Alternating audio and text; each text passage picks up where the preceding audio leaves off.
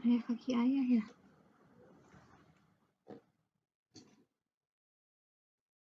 Jilbabku nggak.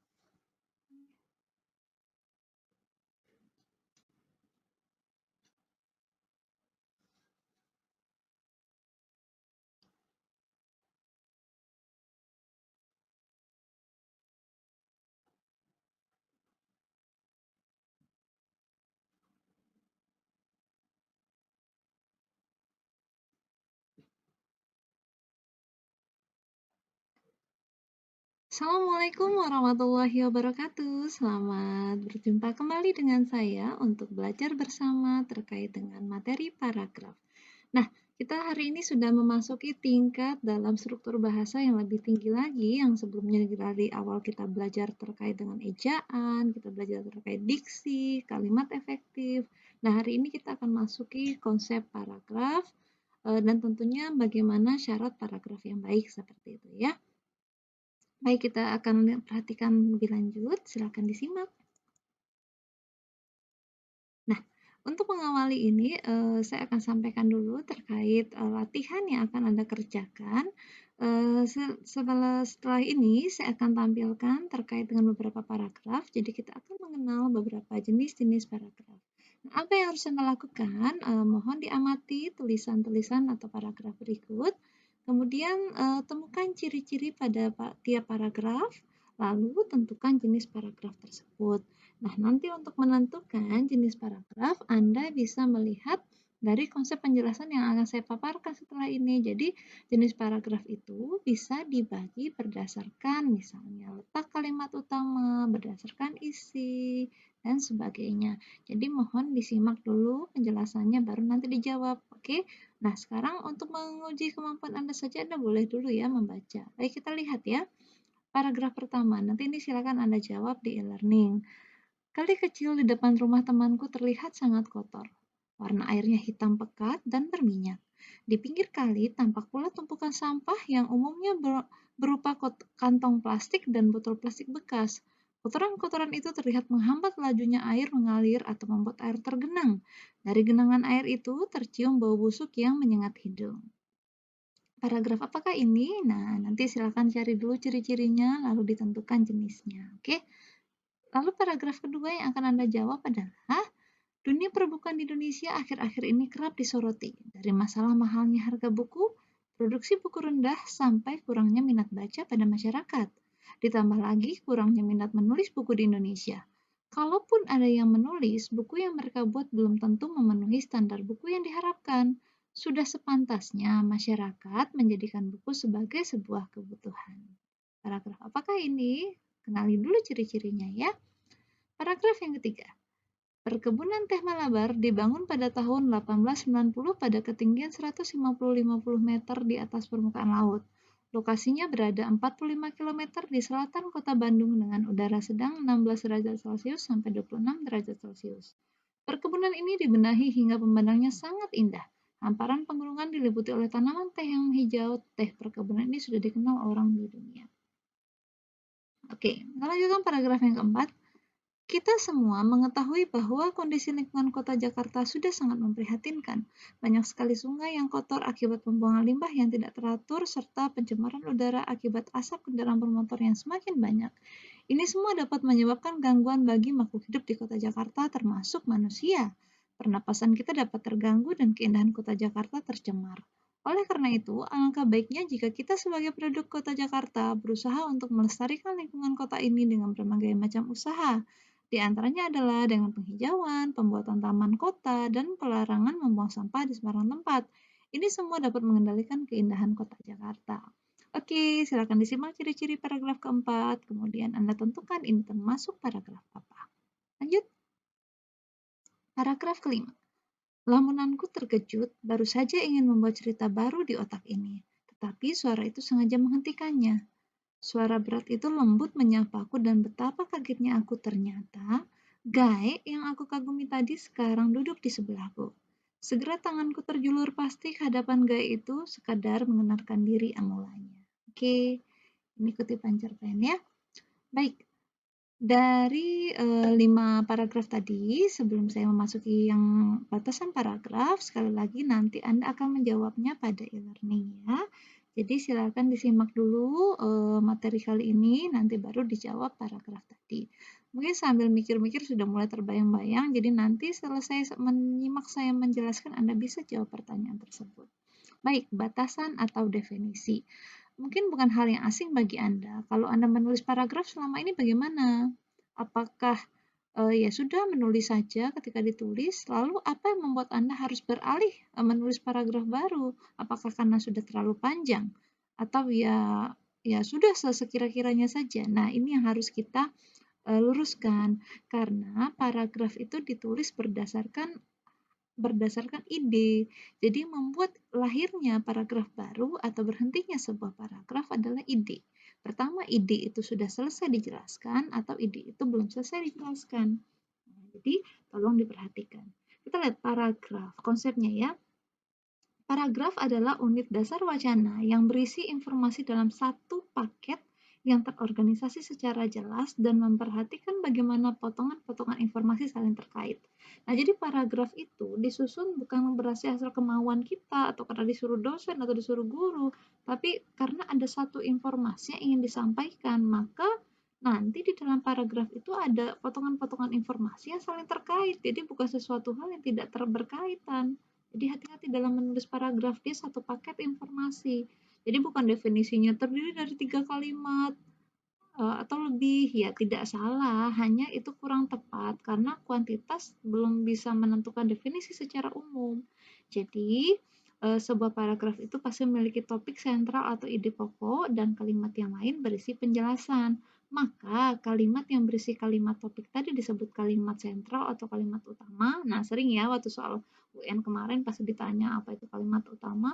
Lalu kalimat yang berisi penjelasan disebut kalimat penjelasan seperti itu. Nah, mudah-mudahan sudah bisa dipahami. Jadi, mendefinisikan paragraf jangan lagi menyebut bahwa paragraf itu harus terdiri dari 3 kalimat, harus terdiri dari berapa kalimat, bukan.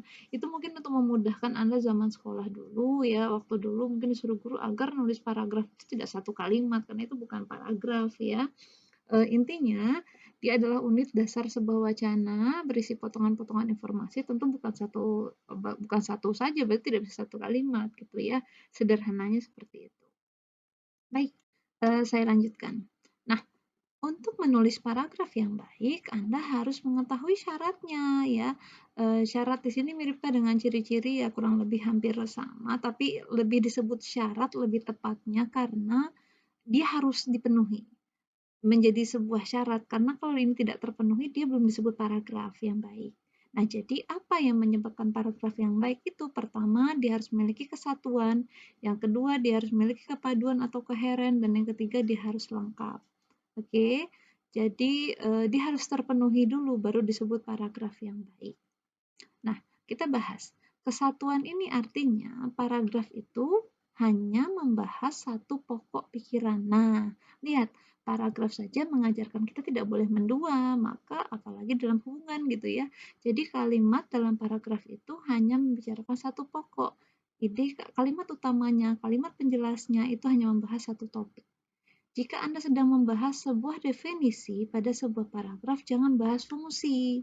Nah, ini sering kali kita lihat paragraf yang memadukan antara definisi dengan ciri-ciri. Itu sudah 2 ide, Anda sudah mendua dalam paragraf. Jadi, kalau Anda membahas sebuah definisi, selesaikan saja definisi pada satu paragraf itu, dan jika ingin membahas sebuah ciri-ciri, masuk ke paragraf kedua. Misalnya Anda ingin bahas definisi psikologi. Psikologi merupakan cabang ilmu pengetahuan bla bla bla bla. Selesaikan definisi psikologi, jangan masukkan dulu misalnya fungsi ilmu psikologi gitu. Itu masuk paragraf lain ya. Syarat yang kedua, kepaduan atau koheren. Yang disebut kepaduan ini adalah dibangun dengan memperhatikan unsur kebahasaan. Jadi antar kalimat di dalam paragraf itu harus memiliki kaitan. Angkat tadi ya definisinya ya, potongan informasi yang saling terkait. Maka yang membuat dia bisa memiliki padu, dia bisa koheren, dia butuh butuh unsur kebahasaan yang menyatukannya. Misalnya menggunakan repetisi, ada pengulangan, ada kata kunci, kata ganti, kata transisi, atau rincian, misalnya kalau paragraf klasifikasi ya, misalnya Anda membuat paragraf terkait dengan prosedur, misalnya prosedur melipat kertas origami, misalnya membuat kapal dari kertas origami, pertama ini, kedua ini, itu namanya perincian atau urutan. Tapi kalau menggunakan repetisi atau kata kunci, biasanya ada kata yang diulang dan sebagainya. Silakan dipelajari lebih lanjut, oke? Yang ketiga syaratnya adalah kelengkapan. Jadi paragraf yang baik itu lengkap, bukan banyak kalimatnya yang jadi perhatian, tapi harus lengkap paragrafnya itu. Yang disebut kelengkapan, jika informasi pada kalimat-kalimat penjelas itu cukup menunjang kejelasan kalimat topik atau kalimat utama. Dia jelas, ya artinya menjelaskannya itu lengkap, tidak kurang. Jadi itu disebut lengkap, bukan jumlahnya. Sekali lagi, paragraf itu disebut memenuhi syarat yang baik jika kalimat penjelas itu cukup menunjang kejelasan kalimat topik atau kalimat utama. Sampai di sini benar-benar dipahami ya. Baik, kita lanjutkan.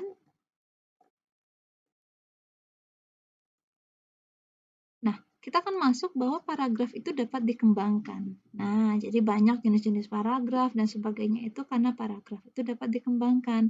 Ada dua sebenarnya pengembangan paragraf itu. Nah, pertama, kemampuan memerinci secara maksimal gagasan utama alinea ke dalam gagasan bawahannya. Yang kedua, kemampuan mengurutkan gagasan-gagasan bawahan ke dalam suatu urutan yang teratur. Nah, kalau dilihat, macam-macam pengembangan paragraf itu bisa dibagi berdasarkan teknik dan berdasarkan isi. Nah, secara teknik itu ada urutan secara alamiah, klimaks dan anti klimaks, umum ke khusus. Ini tekniknya, bagaimana urutannya. Lalu kalau berdasarkan isi, ada bagaimana mungkin isinya itu membandingkan sesuatu atau mempertentangkan sesuatu, lalu bisa menganalogikan sesuatu, ada isi secara contoh-contoh, lalu ada sebab akibat, definisi luas, dan klasifikasi. Seperti itu.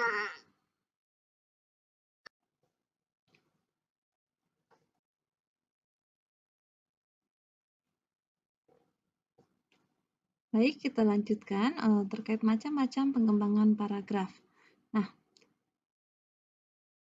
macam-macam pengembangan paragraf dapat dibagi berdasarkan teknik dan berdasarkan isi ya. Kalau berdasarkan teknik, ini terkait penulisannya. Jadi, kalau dibagi berdasarkan namanya ada secara alamiah, teknik klimaks atau anti klimaks, dan teknik umum ke khusus atau khusus umum. Nah, untuk berdasarkan isi, ini terkait dengan isi yang disampaikan dalam paragraf itu. Nah, paragraf dapat dikembangkan terkait isinya, apakah membandingkan sesuatu atau mempertentangkan sesuatu. Nah, terkait pengembangan ini maksudnya apa? Paragraf yang kita tata dari terkait ide topik itu disusun menggunakan pola ini seperti itu. Nah, misalnya mempertentangkan sesuatu apa yang dibahas, maka kan kalimat-kalimatnya terkait menggunakan mempertentangkan dua hal, misalnya begitu. Ada pola analogi berdasarkan isi. Nah, analogi ini kan berarti menggunakan pengumpamaan seperti itu. Lalu pola contoh-contoh. Biasanya itu paragraf yang biasanya menyampaikan terkait contoh sesuatu, ada paragraf sebab akibat, definisi luas, dan klasifikasi. Selain ini, macam-macam itu juga ada yang lain, ada juga yang menyebut point of view, jadi macam berdasarkan sudut pandang, proses, apalagi yang belum tadi ya, klausal, udah, nah rata-rata sama. Jadi untuk memahami macam-macam metode pengembang paragraf agar lebih lengkapnya lagi, Anda bisa membaca pada buku Mahir Berbahasa Indonesia ya. Intinya, macam-macam pengembangan paragraf ini cara yang dapat dilakukan penulis untuk membuat variasi paragraf. Pada prinsipnya, sebenarnya pola ini sudah sering kita gunakan, hanya secara konsep ini dapat dibagi seperti ini. Baik, nah selain tadi macam-macam tadi metode pengembangannya, nah metode pengembangan itu dapat melahirkan ini munculnya macam-macam paragraf. Pertama, sekarang kita kenal secara umum, paragraf itu bisa disebut paragraf pembuka, penutup, penghubung, ya.